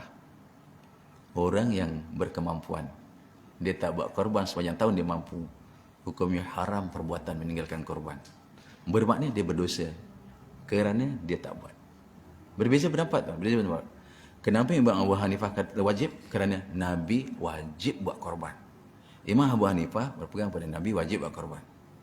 Itu kekuatan dia. Imam Syafi'i, Nabi kata, aku wajib umat sunat. Aku wajib bagi umat sunat. Begitu pegang juga, tak salah. Maka, siapakah yang disunatkan? Dia yang mampu. Sunatnya, sunat mu'akkadah dituntut. Siapa tak buat, hukumnya makruh. Takkan kan kita, ya Allah. Di pagi raya dan hari tasyrik, kita duduk dalam murkanya Allah. Kenapa? Sayang. Kita dah kumpul-kumpul, kita tinggalkan. Tuan-tuan kasih Allah Subhanahu Wa Taala, hari ini saya nak mendidik saya. Kita sama-sama didik kita. Apa dia tuan-tuan? Kalau kita tak lupa perkataan saya biasa ulang daripada guru saya lah. Di saat kita ni dah hujung-hujung, di saat umur kita yang diberi pinjam dah semakin pendek, dia bagi pinjam sama je. Dia bagi pinjam makin pendek, makin pendek. Dia pergi pinjam sama je kan. Dia pinjamkan tuan umur 100 tahun. Sama je. Tapi akan jadi pendek, akan jadi pendek. Umur kita dah hujung sama. Yang 80 tahun dibagi pinjam 80 tahun. Allah dah tentukan dulu dah. Di saat umur kita yang semakin sedikit yang kita pakai, dikoret umur. Dia suruh kita buat apa? Belajarlah sungguh-sungguh. Belajar apa? Belajar daripada cinta makhluk kepada cinta Allah. Saya pernah sebut tu. Belajarlah daripada cinta makhluk kepada cinta Allah. Apa dia? Min hubbil makhluk ila hubbil khaliq. Saya pernah sebut kan? Pernah tu. Daripada cinta makhluk, cinta kepada Allah. Ini kita nak ke arah tu Nabi Ibrahim. Nabi Ibrahim, daripada datangnya cinta anak, Allah tak mau korban. Aku nak kau cinta aku, tuan-tuan. Begitu sekali. Cinta anak ya. Anak dah 7 tahun, 13 tahun. Datang sayang anak, Allah tak mau. Allah nak sayang Allah. Hari ini guru kita sebutlah, ini dah masa-masa macam dah dekat masa. Min hubbil makhluk ila hubbil khaliq. Tak salah rasanya. Kita daripada sekarang cinta makhluk. Kita belajar cinta khaliq yang mencipta makhluk. Belajar aja. Kan saya pernah sebut jatuh kan kita. Jatuh sayang kadang-kadang dengan makhluk. Sayang kita. Lupa kita cinta Allah. Hatta dalam sembahyang kita baru belajar cinta Allah. Allahu Akbar. Baru belajar cinta Allah. Dalam sembahyang, datang cinta makhluk. Tadi selipar Jepun ke selipar Amerika? Sembahyang. Oh, saya daripada Jepun, tak apalah. Oh, saya daripada Amerika, batal sembahyang. Ambil selipar, simpan. Sembahyang. Kadang-kadang jatuh kita. Itu teruk sangat tu sampai batalkan sembahyang kerana selipar. Penghasam tu. Tadi keluar rumah nak pergi kuliah ni. Tengah sembahyang duha. Baru belajar cinta Allah. Rumah kunci ke tidak? Rumah kunci ke tidak? Pegang kunci. Kunci ada. Kunci. Allah. Itu pun kita jatuh kan. Jatuh kita. Gedebus. Kita bangkit lagi. Yang pertama. Dalam korban pun begitu juga. Untuk hari-hari sembelih korban ni. Kita cinta mana lepas ni tuan-tuan? Yang kedua. Min hubbil mal ila hubbil amal. Dia sudah kita belajar tuan-tuan. Daripada cintanya duit. Cintanya harta. Kepada cinta amal pada harta tu. Kita dah kumpul. Amalkan harta. Ya Allah, infakkan ke luar negara 350 je untuk satu nama lembu. Jadi kita ni buang je lah cinta tu. Ambil sikit dia, bukan banyak pun. Allah. Kalau dalam bank ada 300,000, 300 ringgit. Allah maaf, apa benda susah kan. Cinta amal tu, duit tu gunakan pada cinta amal. Cinta amal tu lah yang dibawa jumpa Allah. Duit 300,000 tak bawa jumpa Allah. Yang kita simpan tu tak bawa jumpa Allah, tetap bawa. Tapi duit yang kita buat amal itu tu. Kan? Sebab itu ulama kata min hubbil mal ila hubbil amal. Daripada cinta harta kepada cinta amal pada harta tu. Inilah masanya. Jangan terlepas. Yang ketiga. Min hubbid dunya ila hubbil akhirah. Ini kalau dekat live ni yang dengar saya dah biasa dia dengar. Farudin cakap itu je. Saya baru nak ajar diri saya ni. Keras kita ni dengan Allah. Apa yang ketiga? Daripada cintanya dunia kepada cinta akhirat. Inilah kita nak cuba. Kita dah kumpulkan untuk dunia, nak bawa akhirat. Tukar je lah. Duit banyak tukar dengan lembu. Duit banyak tukar dengan kambing. Untuk bawa ke akhirat sana. Kalau duit banyak tak ditukar, kita nak buat apa? Tuan-tuan, kita nak balik Indonesia, tak bawa duit Malaysia. Kita kena tukar. Kita nak balik kampung kita akhirat, tak bawa duit kita. Kita bawa amal daripada duit tu. Nak balik Indon, kita orang Indonesia, duduk kat Malaysia 10 tahun, kita kena tukar. Nak buat motor pun tak boleh, nak buat kereta pun tak boleh, nak buat rumah pun tak boleh. Rumah kita tukar, kita jual rumah kita. Kenapa jual? Kena nak bawa balik duit ke sana. Itulah, bawa duit tu. Ini dunia. Akhirat tak bawa duit tu. Tukar duit tu sekarang ni masanya. Umur kita dah hujung dah pendek dah pakai pendek dah. Dah lama kita pakai dah. Bila masa dia ambil? Tak tahu bila hujungnya. Allah je yang tahu. Ya kitab Hidayat Sibian yang lepas kan. Allah je yang tahu umur kita. Kullu nafsin dha'iqatul maut. Kita yang lepas. Mesti punya mati. Bila? Allah tak tentukan. Kerana apa? Supaya kita sungguh-sungguh cari bekalan jumpa Allah. Kalau tak, kita tak sungguh-sungguh. Umur apa? Umur sekarang berapa? 80 tahun. Tarikh mati bila? Nanti 120 tahun aku baru mati. Kita tak sungguh-sungguh ni. Lama lagi tu. Kita kata ni boleh puya-puya lagi. Tapi tak. Allah rahsiakan untuk kita sungguh-sungguh nak jumpa Allah. Yang ketiga. Min hubbid dunya ila hubbil akhirah. Inilah wajah-wajah sian tengok ni. Wajah-wajah cinta akhirat datang. Korban masa sikit. Padahal perempuan, umur-umur perempuan ni duduk kat rumah lagi senang. Nyelonjor kaki, urut kaki lagi bagus. Bagi minyak adakam ke minyak adakam. Bagi minyak panas urut kaki lutut lagi selesa. Tapi tak datang. Tapi buang selesa tu. Datang kemari Allah. Inilah namanya kurban. Kurbani. Namanya kurban. Nama kurban ada nilai tuan di sisi Allah. Jangan main. Ini ada nilai semua sekali. Jadi hari ini kita cuba-cuba belajar je. Daripada saya cinta dunia, ya Allah. Aku nak belajar cinta akhirat, ya Allah. Dalam kitab Hidayat Sibian yang lepas. Min hubbil haya illa hubbil mamat. Yang keempat. Aku baru nak belajar kerana-Mu, ya Allah. Aku cinta sangat dunia. Hari ni aku datang ni, aku nak cinta mati. Datang ni, cinta mati kan. Kenapa? Aku nak cari bekalan untuk bawa mati. Duduk termenung, tak buat satu pengorbanan. Tak berjual beli masa dengan Allah. Belum tentu dapat bekalan untuk bawa mati, belum tentu. Duduk termenung. duitnya duduk termenung dalam bank. Duduk termenung ya. Tuan-tuan, duit duduk termenung. Berapa puluh ribu. Ya Allah, sia ada termenung kat situ. Nak buat mati pun tak boleh. Jadi cari bekalan, jadikan dia asbab bekalan bawa mati, itu tukar je. Inilah dunia. Yang akhir inilah tuan-tuan, kita sukakan diri kita untuk cuba-cuba belajar daripada cinta hidup kepada cinta mati. Cinta hidup pasti mati. Bila cinta mati, mati sekejap, hidup selama-lama. Cinta hidup ini pasti kita tinggalkan. Mati kita sekejap ya. Bila dah sampai roh sampai ke halqum ghargar, mati kita sekejap je lah. Mati kita sekejap. Masuk kubur kita kata kita matilah selama-lama. Tak, masuk kubur hidup. Hidup sampai bila? Entah sampai bila lah, selama-lamanya ya Allah. Tak bila. Ikutlah amal kita. Amal kita bagus dalam kubur macam 2 rakaat sembahyang sunat. Amal kita bagus dalam kubur macam 1 malam pertama pengantin baru, kan macam baru nak pegang-pegang, dah subuh. Sebab apa? Rasa kenikmatan tu dalam kubur. Subhanallah. Orang yang mati di nikmat dalam kubur macam 2 rakaat sembahyang sunat ringkas dalam kubur macam malam pertama pengantin baru. Bermakna tuan-tuan. Allah. Tapi orang yang hidup dia derhaka dengan Allah dalam kubur 400,000 tahun belum tentu lagi dia boleh lepas untuk tunggu hari kebangkitan. 400,000 tahun belum tentu lagi lepas. Jadi hari ini inilah bekalan kalau kita boleh bawa, subhanallah. Maka ingat baik-baiklah, adakah kita nanti tergolong dalam golongan orang yang makruh di hari-hari tersebut? Kenapa makruh? Saya mampu buat korban, saya tak nak buat. Kenapa makruh? Keluarga saya boleh buat korban, tak nak buat. Jadi makruh. Itu kita pegang pada kita lah. Asy-Syafi'i, Imam Abu Hanifah, mazhab Hanafi kata haram. Siapa hari raya ni dia tak buat korban, sedangkan dia mampu, perbuatan tak buat korban tu haram. Mengikut kita, siapa mampu buat korban, dia tak buat korban, perbuatan tak buat korban, itu makruh. Subhanallah. Jadi mudah-mudahan lah, jaga-jaga je lah, kita bersedia-sedia.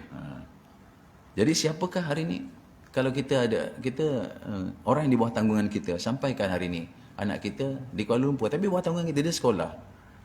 Anak-anak itu juga semua terlepas, kerana bawah tanggungan kita. Begitu juga diumumkan kalau hari ni yang duduk dengan kita ni bukan pun kerabat kita, mungkin satu bumbungan kita, bukan pun tali persaudaraan, bukan darah daging, dia numpang, dia pun terlepas begitu. Satu bumbung tu buat, jangan sampai tak buat lah. Jadi kerana disebutkan begitu. Dan siapa-siapa orang yang diberi nafkah, anak saya duduk jauh tapi nafkah saya hantar, nafkah bagi saya, orang itu pun terlepas juga. Tapi kalau dia mampu, jangan lupa dia buat. Saya pun dah nasihatkan anak-anak yang dah berkahwin, dah tanya dah, buat korban tak tanya. Kalau tak buat, kena cubalah. Kalau tak mampu, nak buat macam mana? Kita cerita yang mampu ya. Yang tak mampu, tak buat. Tapi kalau yang tak mampu, dia nak berkongsi juga, silalah kongsi. Ya tuan-tuan, ada masalah dalam korban pula yang kita berdepan hari ini. Ya, masalah yang kadang-kadang korban menjadi wajib dengan sebab nazar atau ta'yin. Nazar. Tuan-tuan cuba fahamkan apa maksud ta'yin. Mungkin yang apa-apa saya dah sebut. Kalau hari ni kita beli kambing, ini kambing ni untuk korban saya, maka tuan, korban ini tidak boleh dimakan dagingnya oleh tuan punya korban. Tak boleh dimakan kerana ta'yin, kan? Okey, ini lembu ni lembu korban saya. Kita tak boleh makan daging lembu tu. Itu dia kira ta'yin, sama dengan kategori nazar. Tapi kalau kita kata apa? Ini lembu ni untuk korban saya, insya-Allah. Ada insya-Allah, dia lepas. Satu. Ataupun ini untuk sembelih raya haji. Tak apa, tak ada masalah. Jangan ditetapkan. Ayatnya begini. Nazar seperti katakan lillahi ala an udhi bihada. Artinya kerana Allah Taala wajib, itu nazar. Ada perkataan ta'yin, kita lihat kat sini ta'yin. Seperti dikatakan hadhi udhiyah, artinya bahasa Melayu, inilah korban. Kita sebut ini lembu siapa ni? Inilah lembu korban aku. Tuan-tuan, bila kita kata tak ada, kita dah tak boleh makan lagi daging dia. Kerana kita dah sebut. Ataupun dengan katanya ja'al tuha udhiyah, aku jadikan akan dia ni sebagai korban aku. Sama lah tu. Jadi senangnya nanti kita lihat ada kata-kata yang jadi helah supaya tak jadi seperti nazar ataupun tak dikira ta'yin. Ada nanti saya sebutkan insya-Allah. Maka lafaz yang tersebut itu jadilah korban dengan umpamanya kambing itu wajib. Kerana hilang miliknya, selesai. Okey. Begini kita lihat. Perbezaan kesalahan nazar tak boleh. Kita nak potong ya. Okey. Contoh lafaz atau suasana yang boleh membawa kepada nazar yang biasa kita sebut. Bahawasanya kambing atau barang sebagainya yang dibeli akan dia oleh seorang dengan kasut korban. Aku beli ni untuk korban. Satu. Apabila ditanya orang akan dia pada hal kambing itu, kambing yang dibeli, maka dia akan dia dengan katanya bahawa kambing ini kambing korban, maka itu jatuh korban wajib. Ni bawa kambing bagaimana ni? Ini kambing korban aku ni. Maka jadilah korban itu korban wajib. Maka haram bagi tuan punya korban makan daging dia. Nescaya jadilah kambing itu wajib korban dengan takyin. Dan wajib atasnya menyembelih dia dan mengkosotkan sekalian suku-sukunya, dan haram atas memakan satu daripadanya. Mudah-mudahan jelas satu, insya-Allah kita boleh faham. Okey. Mengapa perlu masalah ini diberatkan, diberi perhatian? Kenapa perlu diberi perhatian? Kerana orang dulu dah biasa terlepas. Ni lembu apa? Ni lembu korban aku. Lembu korban saya punya yang mana? Oh yang sana. Yang sana tu lembu korban aku tuan-tuan. Maka wajib bagi dia buat sembelih korban bagi lembu tu. Dan bila dah buat korban, dia tak boleh makan dagingnya. Begitu juga disebut orang yang tak boleh makan siapa? Orang yang di bawah nafkah, dia pun tak boleh makan. Ada pendapat. Dia tak boleh makan. Sebenarnya kita kalau luar negara memang kita tak makan pun. Pun kita sekarang buat korban kita tinggal je kan. Taruh tinggal je. Ini bagusnya kita datang. Jangan ditinggalkan. Bagusnya kita datang. Kita raikan majlis korban itu. Berikut. Kenapa perlu diambil berat? Sedikit lagi. InsyaAllah. Sebab apa banyak yang terlepas cakap ni? Segia hendaklah kita ketahui akan masalah ini. Masalah apa? Masalah ta'yin itu. Kerana yang demikian itu telah jatuh ia pada kebanyakan daripada segala orang yang awam. Sebab perkataan ni biasa orang dah pakai. Ini kambing korban aku. Ini lembu korban aku punya. Kita sebut. Bermakna jatuhlah korban tu korban wajib. Dan haram bagi dia memakan sesuatu daripada dagingnya. Tak boleh makan. Jaga-jaga tu. Bahawa contoh kat sini disebut. Bahawa kambing ini kambing korban pun disebut sekali lagi. Padahal jahil mereka itu akan hukum yang asal. Patutnya kena tahu nak buat korban. Apa hukumnya, apa masalahnya kan. Mungkin dekat sini pun ada nak buat nama mak yang telah meninggal dunia. Boleh tak? Ada kata, pendapat kecil kata boleh. Yang boleh bagaimana sebelum dia meninggal, dia dah berwasiat. Nanti mak tak ada, mak tak mampu ni. Sembelihkan mak korban ya. Ataupun, ni sekarang, na'udzubillah jangan berlaku pada kita lah. Sekarang buat satu nama. Kemudian dia nak masuk nama. Raya Haji, belum sampai Raya Haji ni, dia meninggal. Masuk nama, adakah ni dibatalkan untuk dia? Tak, ni teruskan. Dia jadi korban dia, tak apa. Itu beri korban dia. Sebab dia dah masuk nama. Tapi kalau dia tak masuk nama dan dia pun tak wasiat, jangan buat sembelih korban untuk dia. Buat sembelih korban untuk kita, lagi afdal pahalanya beri pada dia. Itu lagi afdal. Tak payahlah masuk nama. Nanti pula disebut-sebut tujuh nama almarhumah, almarhum. Tak payah. Tak ada. Ada pendapat kata tak sah kerana dia dah tak ada. Tapi kalau dia dulu dah masuk nama, memang dah banyak, tu diteruskan. Tak apa. Kalau dia ada wasiat, itu dibuatkan. Tapi kalau tidak, jangan.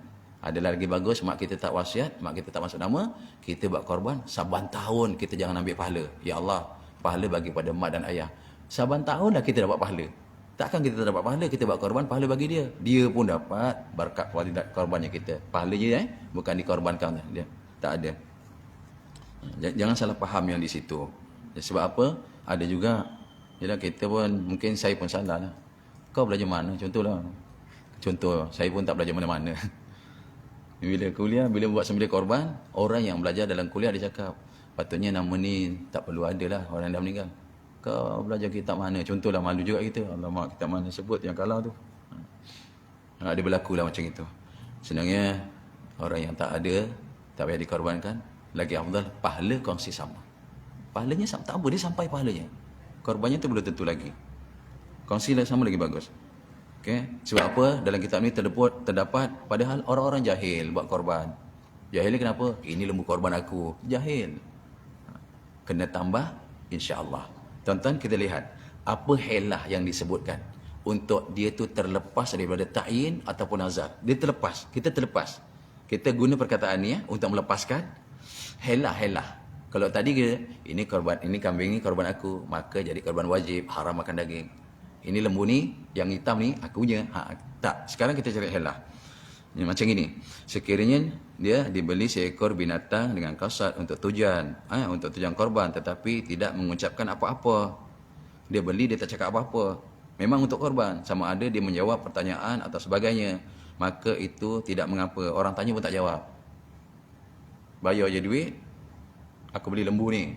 Dia nak buat korban. Dia tak lafaz pun. Okey, itu tak apa.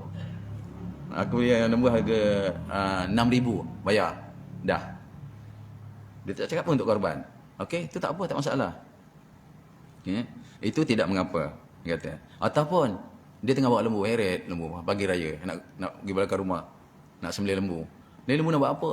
Yang dia dah tahu pagi raya tu buat korban, tu buat tanya nak buat apa? Peramah sangat. Tak apa. Ialah nak tanya, maka yang ditanya tu jangan jawab. Kalau nak jawab untuk sembelih. Okey? Tak jawab lagi bagus. Tak jawab tu. Bawa lembu baru 10 tahun sekali, sombong. Ada je kan. Kena sombong pula. Dah tak jawab pun kena sombong. Nak jawab tak boleh. Maka untuk sembelih hari raya. Tak apa. Okay. Ada disebutkan. Jawab. Okay. Jawab yang sesuai untuk keluarkan daripada permasalahan yang dengan ini ya. Kami hendak menyembelihnya pada hari raya. Kalau kita ni beli lembu nak buat apa? Nak sembelih hari raya. Padahal kita korban. Kata jawab je lah, hendak menyembelihnya pada hari raya. Cukup. Tak pun kita tak ceritakan, padahal untuk korban. Itu baru sembelih, kita boleh makan. Boleh ambil semua pun. Ambil sekilo bagi orang miskin. Yang 8 kilo simpan dalam icebox. Tombang icebox. Teruknya sembelih korban, so orang dimakan. Boleh, tak apa. Tuan-tuan, satu rumah satu ekor kambing. Contohnya, makan sendiri tak apa. Yang penting ada satu bahagian untuk orang miskin. Cukuplah. Sembelih lembu 80 kilo daging, dia bagi sekilo kepada orang. Ya Allah, 79 kilo simpan. Boleh tak? Boleh. Bukan tak boleh, boleh. Tak apa. Penuh hisbah tak apa. Maka sampai hari korban tahun depan tak habis. Tak betul lah. Jangan macam tu. Baik bagi orang je. Saya lagi suka, kita pun sama-sama suka habiskan je. Kita tak ambil pun tak apa. Tapi ambil boleh tak? Nabi buat sembelih korban, dia ambil kabit je. Apa kabit? Hatinya. Lain tak ambil. Bermakna tuan, jangan tak ambil. Ambil sekurang-kurangnya, saya nak hatinya sikit. Okeylah tu. Ini tak, kita ambil semua, hatinya bagi orang. Hati dia bagi orang. Semua dia ambil. Okey. Begitu juga. Dia kata, ada lagi perkataannya yang disebutkan. Okey. Penyusun kitab fiqh Islamiah disebut, jika ia mengatakan ini untuk korban, boleh juga kita sebut ini untuk korban. Tapi ingat, insya-Allah. Ini untuk sembelih hari raya. Ini untuk korban insya-Allah. Tu adalah, ada dia punya helah dia tu, bukan semua sekali kita kata jadi ta'yin tak. Terima kasih Allah Subhanahu Wa Taala. Ini pentinglah. Jadi perkara ni kena tahu. Kena tahu apa sebab ramai orang yang makan daging korban dia. Dia dah cakap dulu, ini korban untuk aku. Bila sembelih dia makan daging tu, dia ambil. Apa hukum makan daging tu? Haram. Dia tak boleh ambil. Kan dalam ayat tadi, maka haramlah bagi dia. Dan haram atasnya memakan sesuatu daripada dagingnya. Dia tak perasa. Ini kerana apa? Kerana tak tahu begitu. Jadi janganlah kita tak buat sembelih korban. Okey. Dan penutupnya insya-Allah daripada Abu Hurairah. Ini kita jaga baik-baik. Apa kata Abu Hurairah radhiyallahu anhu daripada Nabi sallallahu alaihi wasallam? Man kana lahu sa'atan. Okey, siapa yang paginya ada sa'ah. Sa'ah tu masa. Sa'ah tu boleh masuk ke lapangan. Ke lapangan tu boleh masuk ke lapangan rezeki. Esok 10, 11, 12, 13 dia ada lapang rezeki yang memang dikira-kira ni cukup ni, tapi dia blok. Dia boleh tumpanglah mana-mana lah satu nama yang jumlahnya ringan ataupun jumlahnya berat. Jumlahnya kecil, jumlahnya besar, dia blok. Dia tak nak masuk. Tuan-tuan, Nabi kata apa? Maka lahu sa'atan. Siapa yang bagi dia ada kelapangan rezeki, masa dia ada, dia boleh buat. Walam yudahi. Sedangkan dia tak nak buat korban. Nabi kata apa? fala yaqrabanna musallana. Orang ni kau jangan dekat tempat sembahyang aku. Allahu akbar. Ada rezeki, ada masa. Tapi dia tak nak buat. Tuan-tuan, hadis ni, hadis Ibnu Majah dan Imam Ahmad sebut. Hadis ni, hadis yang juga sahih. Siapa ada masa dan kelapangan rezeki, dia tak buat korban, Nabi kata apa? Nabi tegah, fala, engkau jangan. Maka jangan-jangan. Ya qarabanna, jangan cuba-cuba dekat. Qarib. Jangan cuba-cuba dekat. Cuba dekat mana? Jangan cuba dekat musallana, tempat sembahyang aku, engkau jangan dekat. Kerana apa? Engkau mampu tak buat korban. Tuan-tuan, berapa ramai hari ini orang yang sayangkan dunia lalu miskin akhirat. Kaya dunia, miskin akhirat. Ada keperluan, dia blok untuk buat korban. Jadi mudah-mudahan yang ada kat sini ni, kita berazam sungguh-sungguh dapatkan satu bumbung paling kurang seorang. Kalau boleh seberapa yang ada tu, keluarlah seorang buat di tempat kita, yang lain kita infak kat lain. Saya pun cuba, kita cuba-cubalah, cuba-cuba. Saya pun, yalah nak cakap macam mana kan? Kita takut nanti tuan-tuan. Ditanya Allah, aku bagi rezeki kau cukup. Bukan cukup lagi, lebih lagi. Tahu tak yang lebih tu ada orang punya lagi rezeki yang lebih. Dan siapa-siapa yang dah masuk nama korban, insya-Allah ramai dah masuk ni. Nabi kata apa? An Ummu Salamah. Ini pun kita pernah dengar ni. Biar saya bacakan hadisnya. Radhiyallahu anha. An Ummu Salamah radhiyallahu anha, Allah redha Ummu Salamah ni kata apa? Qala, idza ra'aitumul hilal, kalau kamu nampak anak bulan Zulhijjah. Bila kamu nampak anak bulan Zulhijjah, 1 Zulhijjah maghrib, kamu nampak anak bulan, wa arada ahadukum, dan kamu adalah orang yang hendak, wa arada, dan hendak, ahadukum kamu, dan kita orang yang hendak, nak apa? An udahi, dan kamu adalah orang yang hendak buat korban. Jaga-jaga. 1 Zulhijjah maghrib tu bermula, nama kita dah masukkan untuk korban. Maka bermula hari tersebut ada 9 hari, falyumsik, tahan buat apa? Jangan kamu kerjakan perkara ini. Falyumsik an sya'rihi wa awfarihi, kamu tahan diri kamu daripada potong kuku dan potong segala rambut. Jangan buat. Ni kita dah pernah dengar. Berapa ramai orang yang nak buat korban, masa tu dia potong kuku. Nak potong kuku nanti 30 Zulqa'dah, hujung bulan Zulqa'dah boleh potong, tak apa. Untuk ada baki 9 hari je sampai hari Arafah, esok dah boleh potong. Bila nak potong rambut, bila nak potong kuku, bila kita dah yakin sembelihan korban kita telah dipotong. Sunat dia sunat. Siapa yang nak potong rambut, potong kuku di masa 1 hingga 9, tak apa, tak dosa pun. Cuma kurang pahala dia. Sunat je. Rugilah. Alang-alang pahala ni walaupun 1, saya nak juga kalau kita. Sahabat 1 dia nak je. Jadi tuan-tuan, ini ancaman. Ancamannya apa? Siapa yang ada belanja lebih, keperluan hidup di ketika itu, dia blok harta dia untuk diinfakkan buat korban. Nabi kata, fala yaqrabanna, takut kita. Engkau jangan dekat. Jangan dekat apa? Musallana, tempat sembahyang aku. Seolah-olah Nabi besok kita jumpa dia, disingkir kita. Tak ada. Kan? Kau kan Allah hendak pagi raya, paling Allah suka buat korban. Engkau punya harta pun lebih, belanja cukup, kau tak nak buat kenapa? Contoh dah, ya Allah. Dan kita sama-samalah yang buat korban. Kita nanti pada 1 Zulhijjah kita bermulalah, kita halang daripada potong-potong kuku dan potong-potong rambut.